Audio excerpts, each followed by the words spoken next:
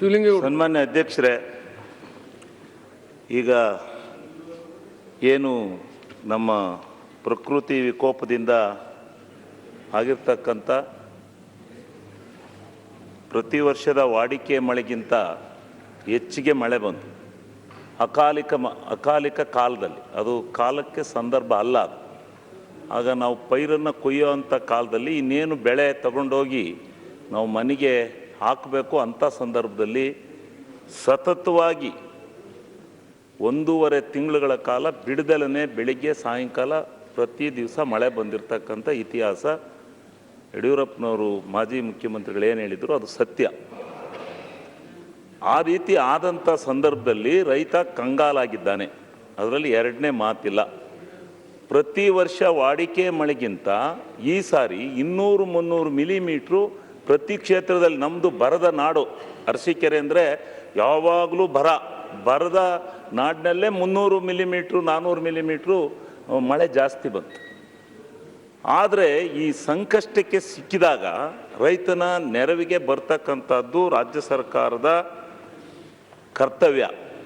ಇಲ್ಲಿ ಏನಾಗಿದೆ, ಈ ಪ್ರಕೃತಿ ಯಾರು ಹೇಳಿ ಕೇಳಿ ಸರ್ಕಾರದಿಂದಲೂ ತಪ್ಪಲ್ಲ, ಯಾರ್ದೂ ತಪ್ಪಲ್ಲ, ಅದು ಪ್ರಕೃತಿ ವಿಕೋಪ. ಈಗ ಈ ವಾಡಿಕೆ ಮಳೆಗಳಿಗಿಂತ ಕಾಲಕಾಲದ ಮಳೆಗಿಂತ ಅಕಾಲಿಕ ಮಳೆಗಳು ಜಾಸ್ತಿ ಆಗಿದ್ದಾವೆ. ವಾಡಿಕೆ ಪ್ರಕೃತಿ ವಿಕೋಪದಿಂದ, ಸೈಕ್ಲೋನ್ ಎಫೆಕ್ಟ್ಸ್ನಿಂದಲೇ ಬರುವಂಥ ಮಳೆಗಳು ಜಾಸ್ತಿ ಆಗೋಗಿದ್ದಾವೆ. ಈ ಮಳೆಗಳಿಂದ ನಾವೇನು ರೈತರ 1 ವರ್ಷದ ಬದುಕು ತಗೊಂಡೋಗಿ ಆ ಮನೆಯಲ್ಲಿ ಇಟ್ಟು ಜೀವನ ಮಾಡಬೇಕು ಅಂಥ ಆಹಾರ ಪದಾರ್ಥಗಳನ್ನು ಸರ್ವನಾಶ ಮಾಡಿ ಹೋಗಿರ್ತಕ್ಕಂಥ ಇತಿಹಾಸ ಈ ಸಾರಿ. ಇದನ್ನು ನಾವು ನೋಡಿದ್ದೇವೆ. ಅವರು ತಲೆ ಮೇಲೆ ಕೈ ಹೊತ್ಕೊಂಡು ಆ ರೈತ ಆ ಮನೆ ಆ ಹೊಲದ ಹತ್ರ ಕೂತ್ಕೊಂಡು ಹೊಳ್ತಾ ಇರೋದನ್ನು ನಾವು ನೋಡಿದ್ದೇವೆ. ಇಷ್ಟು ಫಸಲಾಗಿ ಬಂದಿತ್ತು, ಉಲ್ಸಾಗಿ ಬೆಳೆದಿತ್ತು ಬೆಳೆ. ಇದು ಬೆಳಕರ ಹೊತ್ತಿಗೆ ಬಂದು ನೋಡಿದರೆ ಶಾಪೆ ಹಾಸಿ ಮನೆಗೆ ಬಿಟ್ಟಿದ್ದಲ್ಲಪ್ಪ ಈ ರಾಗಿ, ಈ ಜೋಳ ಇದು ಅಂತಕ್ಕಂಥದ್ದನ್ನು ಅವ್ನು ನೋಡಿ ಕಣ್ಣೀರಿಟ್ಟಿರ್ತಕ್ಕಂಥ ಅನೇಕ ಸಂಗತಿಗಳನ್ನು ನಾವು ನೋಡಿದ್ದೇವೆ.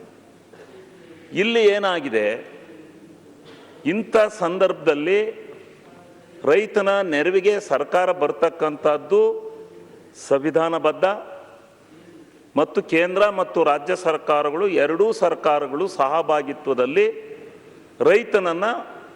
ರೈತನ ಸಂಕಷ್ಟದಿಂದ ಪಾರು ಮಾಡ್ತಕ್ಕಂಥದ್ದು ಸರ್ಕಾರಗಳ ಆದ್ಯ ಕರ್ತವ್ಯ. ಆ ಆದ್ಯ ಕರ್ತವ್ಯದಲ್ಲಿ ಇವತ್ತು ಆ NDRF ಗೈಡ್ಲೈನ್ಸ್ ಅಂತ ಒಂದು ಮಾಡ್ಕೊಂಡಿದ್ದಾರೆ. ಕೇಂದ್ರ ಸರ್ಕಾರ, ರಾಜ್ಯ ಸರ್ಕಾರಗಳು NDRF ಗೈಡ್ಲೈನ್ಸು ನೆರವಿಗೆ ಕೊಡ್ತಕ್ಕಂಥದ್ರಲ್ಲಿ, ನೆರವಿಗೆ ಬರ್ತಕ್ಕಂಥದ್ರಲ್ಲಿ ಕೆಲವೊಂದು ನಿಯಮಾವಳಿಗಳನ್ನು ರಚನೆ ಮಾಡ್ಕೊಂಡಿದ್ದಾರೆ. ಆ NDRF ಗೈಡ್ಲೈನ್ಸ್ ಪ್ರಕಾರ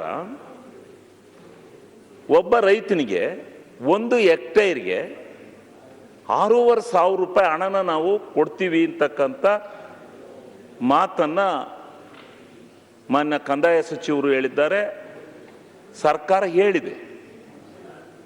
ಆದರೆ ಇವತ್ತು 1 ಹೆಕ್ಟೇರ್ 2.5 ಎಕರೆ ಬೆಳೆನ ಅವನು ರಾಗಿಯನ್ನು ಬೆಳಿಬೇಕಾದ್ರೆ ಅವನಿಗೆ ತಗಲ್ತಕ್ಕಂಥ ಖರ್ಚೆಷ್ಟು? ಅವನಿಗೆ ಆದಾಯ ಬೇಡ, ಅವನು ಮಾಡಿರ್ತಕ್ಕಂಥ ಖರ್ಚನ್ನಾದರೂ ನೀವು ಕೊಡಲಿಕ್ಕೆ ಸರ್ಕಾರ ಬದ್ಧವಾಗಿಲ್ಲ ಅನ್ನೋದ್ರೆ, ಅವನು ಬಂಡವಾಳನಾದ್ರು ಕೊಡೋಕೆ ಆಗೋದಿಲ್ಲ ನಿಮ್ಮ ಕೈಲಿಂದರೆ ಯಾತಕ್ಕೋಸ್ಕರ ಸರ್ಕಾರಗಳಿರಬೇಕು? ರೈತನ ನೆರವಿಗೆ ಬರೋಕ್ಕಲ್ಲ ಅಂದರೆ 6,500 ರೂಪಾಯಿನ 2.5 ಹೆಕ್ಟೇರ್ ಬೆಳೆ ಬೆಳಿಲಿಕ್ಕೆ ನೀವು ಇವತ್ತು ಇದನ್ನು ಕೊಡ್ತೀವಿ ದುಡ್ಡನ್ನ NDRF ಗೈಡ್ಲೈನ್ಸ್ ಪ್ರಕಾರ, ಅದ್ರ ಮೇಲೆ ನಮಗೆ ಹೆಚ್ಚಿಗೆ ಕೊಡೋಕ್ಕೆ ಬರೋದಿಲ್ಲ ಅಂತೇಳಿ ನೀವು ಹೇಳೋದಾದರೆ ಏನು ಮಾಡ್ತಾನೆ 6,500 ರೂಪಾಯಿನಲ್ಲಿ? ನಾನು ಒಬ್ಬ ರೈತನಾಗಿ ಹೇಳ್ತೀನಿ, ನಮ್ಮದು ರಾಗಿ ಮೆಕ್ಕೆಜೋಳ, ನಮ್ಮದು ಅದೇ ವಾಣಿಜ್ಯ ಬೆಳೆ. ಆ ರಾಗಿನಲ್ಲಿ 1 ಹೆಕ್ಟೇರ್ ಬೆಳೆನ ಬೆಳಿಬೇಕಾದ್ರೆ 30,000-35,000 ರೂಪಾಯಿ ಖರ್ಚು ಬರುತ್ತೆ 1 ಹೆಕ್ಟೇರ್ನಲ್ಲಿ ಬೆಳೆ ಬೆಳಿಬೇಕಾದ್ರೆ. ನೀವು 6,500 ರೂಪಾಯಿ ಕೊಟ್ಟರೆ ಅವನು ರೈತ ಹಾಕಿದಂಥ ಬಂಡವಾಳ ಏನಾಯ್ತು? ಅವನ ಲಾಭ ಕೊಡಬೇಡಿ. ಈ ಸಾರಿ ಏನಾಯಿತು, ರಾಗಿ ಯಾಕೆ ಹೆಚ್ಚಿಗೆ ಬೆಳೆದ್ರು ಅಂದರೆ ಅದನ್ನು ಒಳ್ಳೆದನ್ನು ಮಾಡಿದ್ದನ್ನು ನಾವು ಜ್ಞಾಪಕ ಮಾಡ್ಕೋಬೇಕಾಗತ್ತೆ. ಈ ಸಂದರ್ಭದಲ್ಲಿ ರಾಗಿಗೆ 3,000 ರೂಪಾಯಿ ಬೆಂಬಲ ಬೆಲೆ ಕೊಟ್ಬಿಟ್ರಿ. ಆ ರಾಗಿ 3,000 ರೂಪಾಯಿ ಬೆಂಬಲ ಬೆಲೆ ಯಾವಾಗ ಕೊಟ್ರಿ ನೀವು? ಈ ಸಾರಿ ಜನ ಎಲ್ಲರೂ ರಾಗಿನ ಹೆಚ್ಚಿನ ಪ್ರಮಾಣದಲ್ಲಿ ಬಿತ್ತನೆ ಮಾಡಿದರು. ನಮ್ಮ ಕಡೆ ಎಲ್ಲ ಹೆಚ್ಚಿನ ಮಟ್ಟದಲ್ಲಿ ರಾಗಿನ ಬಿತ್ತನೆ ಮಾಡಿದ್ರು, ಮೆಕ್ಕೆಜೋಳನ ಕೈ ಬಿಟ್ಬಿಟ್ರು. ಆದ್ದರಿಂದ ರಾಗಿನೂ ಭಾಳ ಹೊಲಸಾಗಿ ಬಂತು, ಭಾಳ ಅದ್ಭುತವಾಗಿ ಬಂತು, ಬೆಳೆ ತೆನೆ ಒಂಡ್ತು. ಹಬ್ಬ ಆಚರಣೆ ಮಾಡಬೇಕು, ಒಳ್ಳೆ ಹೊಲಸಾಗಿ ಬಂದಂಥದ್ದನ್ನು ಹಬ್ಬನೂ ಮಾಡ್ತಾರೆ ನಮ್ಮ ಕಡೆ. ಭಾಳ ಚೆನ್ನಾಗಿ ರಾಗಿ ಬಂದರೆ ಹೋಗಿ ತಮಟೆ ಬಡ್ಕೊಂಡು ಸುಗ್ಗಿ ಇದ್ರ ಹಬ್ಬ ಅಂತ ಮಾಡ್ತಾರೆ. ಅಂಥ ಸಂದರ್ಭದಲ್ಲಿ ಮಳೆ ಶುರುವಾಯಿತು, ನಿಲ್ಲಿಲ್ಲ. ಈಗ ಸಂಪೂರ್ಣವಾಗಿ ನಾಶವಾಗಿ ಆ ಪತ್ರಿಕೆಯನ್ನೆಲ್ಲ ಕರ್ಕೊಂಡು ನಾವು ತೋರಿಸಿದ್ವಿ. ಕಂಪ್ಲೀಟ್ ರಾಗಿ ಮಣ್ಣೊಳಗೆ ಮನಗಿ ಎಲ್ಲ ಮೊಳಕೆ ಬಂದಿದೆ, ಸಂಪೂರ್ಣ ನಾಶ ಆಗಿದೆ. ನಾಶವಾದಂಥ ಸಂಪೂರ್ಣ ಇದಕ್ಕೆ ನೀವು 6,500 ರೂಪಾಯಿ ಕೊಟ್ಟರೆ ಹೆಂಗೆ? ಆಮೇಲೆ ಫಸಲ್ ಬಿಮಾ ಯೋಜನೆ, ರೈತರಿಗೆ ಇಂಥ ಅಕಾಲಿಕವಾದಂಥ ಪ್ರಕೃತಿಯ ವಿಕೋಪಕ್ಕೋಸ್ಕರನೇ ಬರ ಮತ್ತು ವಿಕೋಪಕ್ಕೆ ಈ ಫ್ಲಡ್ಗೆ ಎರಡಕ್ಕೂ ಅಂತಲೇ ನೀವೇನು ಒಂದು ರೈತರ ಫಸಲ್ ಬಿಮಾ ಯೋಜನೆ ಅಂತಕ್ಕಂಥ ಕೇಂದ್ರ ಸರ್ಕಾರ ರಾಜ್ಯ ಸರ್ಕಾರಗಳ ಸಂಯುಕ್ತ ಆಶ್ರಯದಲ್ಲಿ ನೀವು ತಂದಿದ್ದೀರಿ. ಈ ಫಸಲ್ ಬಿಮಾ ಯೋಜನೆನ ನೀವು ತಂದ್ರಿ, ಆದರೆ ಕಡ್ಡಾಯ ಮಾಡಲಿಲ್ಲ. ಆ ರೈತನಿಗೆ ಅದು ಯಾವ್ಯಾವುದು 6,000 ಆಗ್ತೀವಿ 3,000 ಆಗ್ತೀವಿ ಅಂತೇಳಿ ಆಗ್ತಿರಲ್ಲ, ತಿಂಗಳಿಗೆ ಅದು ಯಾವ್ಯಾವುದು ಕೊಡ್ತಿರಲ್ಲ. ಅದ್ರ ಬದಲು ನೀವೇ ಸರ್ಕಾರದರೆ ರೈತನಿಗೆ ಎಷ್ಟು ಎಕರೆ ಜಮೀನಿದೆ, ಎಷ್ಟು ಎಕರೆ ರೈತನಿಗೆ ಜಮೀನಿದೆ, ಅಷ್ಟು ಎಕರೆ ಜಮೀನಿಗೆ ನೀನೇನು ಬಿತ್ತತಿ ಅದಕ್ಕೆ ಸರ್ಕಾರವೇ ಇನ್ಶೂರೆನ್ಸನ್ನ ದುಡ್ಡನ್ನು ಕಟ್ಟೋಕ್ಕಾಗೋದಿಲ್ಲ. ಸರ್ಕಾರವೇ ಇನ್ಶೂರೆನ್ಸ್ ಕಟ್ಟಿದರೆ ಇವತ್ತು ಒಂದು ಹೆಕ್ಟೈರ್ಗೆ 35,000 - 38,000 ಕೊಡ್ತೀವಿ ಅಂತ ಹೇಳ್ತಾ ಇದ್ದಾರೆ. ಅವರು ಕಂಪ್ನಿಯರಿದಾರಲ್ಲ, ಅದು ನಮ್ಮ ಕಂಪ್ನಿ ಇದೆಯಲ್ಲ, ಕೇಂದ್ರ ಸರ್ಕಾರದ ಸ್ವಾಮ್ಯಕ್ಕೆ ನಮ್ಮ ಕರ್ನಾಟಕ ರಾಜ್ಯ ತೆಗೆದುಕೊಂಡಿರ್ತಕ್ಕಂಥ ಕಂಪ್ನಿ ಕೇಂದ್ರ ಸರ್ಕಾರದ ಸ್ವಾಮ್ಯಕ್ಕೆ ಬರುತ್ತೆ. ಅವ್ರಿಗೆ ಹೇಳಿ ಜಲ್ದಿ ಬಂದು ಸರ್ವೆ ಮಾಡಿ ಆ 38,000 ರೂಪಾಯಿ ಕೊನೆಗೆ ರೈತ ನೆಮ್ಮದಿ ಆಗ್ತಾನೆ. ನಾನು ಹಾಕಿರ್ತಕ್ಕಂಥ ಬಂಡವಾಳ ನನ್ನ ಕೈ ಸೇರ್ತಪ್ಪ, ಈ ಸಾರಿ ಆದಾಯ ಇಲ್ಲ, ನೋಡೋಣ ಇದನ್ನೇ ತಿನ್ಕೊಂಡು ಜೀವನ ಮಾಡೋಣ ಅಂತಕ್ಕಂಥ ಭಾವನೆ ರೈತನಿಗೆ ಬರುತ್ತೆ.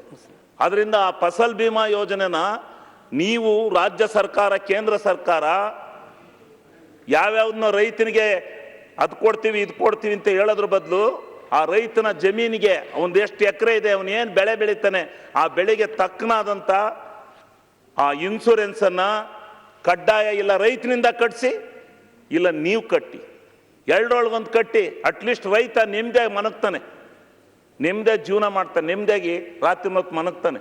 ಹೌದಪ್ಪ, ನಾನು ಇನ್ಶೂರೆನ್ಸ್ ಕಟ್ಟಿ ಐತೆ, ಇನ್ಶೂರೆನ್ಸ್ ದುಡ್ಡು ಬರುತ್ತೆ, ನಾನು ಯಾವುದೇ ಬೆಳೆ ಹಾಕಿದ್ರು ನನ್ನ ಮನೆಗೆ ದುಡ್ಡು ಬರುತ್ತೆ, ನಾನು ಹಾಕಿದಂಥ ಬಂಡವಾಳ ನನ್ನ ಕೈ ಸೇರುತ್ತೆ ಅಂತಕ್ಕಂಥ ಭಾವನೆ ರೈತನಿಗೆ ಬರುತ್ತೆ.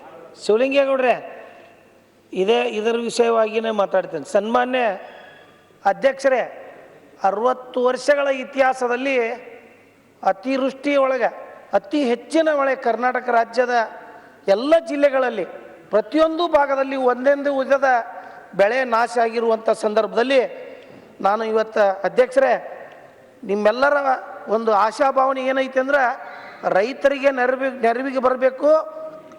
ಅವನು ಸಂಕಟದಲ್ಲಿದ್ದಾನೆ, ಅವನು ಬೀಜ ಬಿತ್ತಲಿಕ್ಕೂ ಕೂಡ ಭಾಳ ಕಷ್ಟ ಅನ್ನುವಂಥ ಸಂದರ್ಭದಲ್ಲಿ ನಾನು ಒಂದು ಸಲಹೆಯನ್ನು ತಮ್ಮಲ್ಲಿ ಕೇಳಲಿಕ್ಕೆ ಬಯಸ್ತೇನೆ. ಎಲ್ಲ ಸರ್ವಾನು ಸದಸ್ಯರು ಸನ್ಮಾನ್ಯ ನರೇಗಾ ಯೋಜನೆ ಒಳಗೆ ಪ್ರತಿಯೊಬ್ಬ ರೈತನಿಗೂ ಕೂಡ ಸಣ್ಣದು ದೊಡ್ಡವನು ಅನ್ನೋದೇ ಪ್ರತಿ ಹೆಕ್ಟರ್ಗೆ ಒಂದು 25 ಕೂಲಿ ಕಾರ್ಮಿಕರನ್ನ ವಿನಿಯೋಗಿಸ್ಲಿಕ್ಕೆ ಅನುವು ಮಾಡಿಕೊಡ್ಬೇಕು ಅನ್ನುವಂಥ ಒಂದು ಮನವಿಯನ್ನ ನನ್ನ ರೈತರ ಪರವಾಗಿ ಕೇಳಲಿಕ್ಕೆ ಬಯಸ್ತೇನೆ. ಆದ್ರಿಂದ ನಾನು ಸನ್ಮಾನ್ಯ ಕಂದಾಯ ಸಚಿವರಿದ್ದಾರೆ, ಮುಖ್ಯಮಂತ್ರಿಗಳೆಲ್ಲ, ಯಡಿಯೂರಪ್ಪನವರು ಬಹಳ ಸೊಗಸಾಗಿ ಸೂಚನೆ ಕೊಟ್ಟಿದ್ದಾರೆ ಸರ್ಕಾರಕ್ಕೆ. ಅಲ್ಲ, ಒಂದ್ ನಿಮಿಷ ಇವ್ರೆ, ನೀವು ಟೈಮ್ ತಾಳಿ ಮಾತಾಡಿ. ಅಧ್ಯಕ್ಷರೇ, ನಾನು ಮಾತಾಡ್ರಿ, ಒಂದ್ 2 ಮಿನಿಟ್ ಮಾತಾಡ್ತೀನಿ, ನೀವೇ ಮಾತಾಡೋ. ಶಿವಲಿಂಗೇಗೌಡರು ಕಂಪ್ಲೀಟ್ ಮಾಡ್ಲಿ, ದಯವಿಟ್ಟು ನಿಮ್ಗೂ ಕೊಡ್ತಾರೆ, ಮಾತಾಡ್ರಿ. ಕಂಪ್ಲೀಟ್ ಮಾಡ್ಲಿ ಫಸ್ಟ್. ಸೂಚನೆ ಕೊಟ್ಟಿದ್ದಾರೆ, ಇದನ್ನ ತಾತ್ಸಾರವಾಗಿ ನೋಡಬೇಡಿ. ಈ ಸದನದಲ್ಲಿ ಬಹಳ ಗಂಭೀರವಾಗಿ ತಗೊಳ್ಳಿ. ಏನು ಎಷ್ಟು ಕೋಟಿ ಈ ಇನ್ಸೂರೆನ್ಸನ್ನ ಸರ್ಕಾರ ರೈತರ ಪರವಾಗಿ ಕಟ್ಟಬೇಕಾಗತ್ತೆ ಅನ್ನೋದನ್ನು ಆಲೋಚನೆ ಮಾಡಿ. ಈಗ ರೈತರ ಅಕೌಂಟ್ಗೆ 5,000 ಹಾಕ್ತೀವಿ 6,000 ಹಾಕ್ತೀವಿ ಅಂತಿರಲ್ಲ, ಅದು ಎಲ್ಲಿಗೋ ಖರ್ಚಾಗಿ ಹೋಗುತ್ತೆ.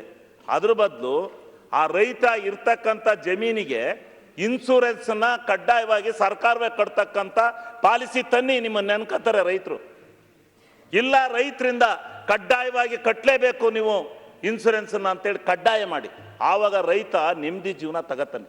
ಇದೊಂದನ್ನ ಇನ್ಸೂರೆನ್ಸ್ ಕಡ್ಡಾಯ ಅನ್ನೋ ಪದನ ಈಗಲಾರು ತಗೋಬರೋಕ್ಕೆ ಪ್ರಯತ್ನ ಮಾಡಿ, ರೈತನ ಬಾಳು ಒಳ್ಳೇದಾಗುತ್ತೆ ಅಂತಕ್ಕಂಥದ್ದು ನನ್ನ ಅಭಿಲಾಷೆ ಅಂತಕ್ಕಂಥ ಮಾತನ್ನು ಈ ಸಂದರ್ಭದಲ್ಲಿ ಹೇಳಿ, ಈಗ NDRF ಗೈಡ್ಲೈನ್ಸು ಇವತ್ತು ಕೇಂದ್ರ ರಾಜ್ಯ ಸರ್ಕಾರಗಳ ಸಂಬಂಧದಲ್ಲಿ ಬಂದಿರತಕ್ಕಂಥದ್ದು. ಪ್ರಕೃತಿ ವಿಕೋಪ ಬಂದಂಥ ಸಂದರ್ಭದಲ್ಲಿ ಬರ ಬರಲಿ, ಫ್ಲಡ್ ಬರಲಿ, ಬಹಳವಾಗಿ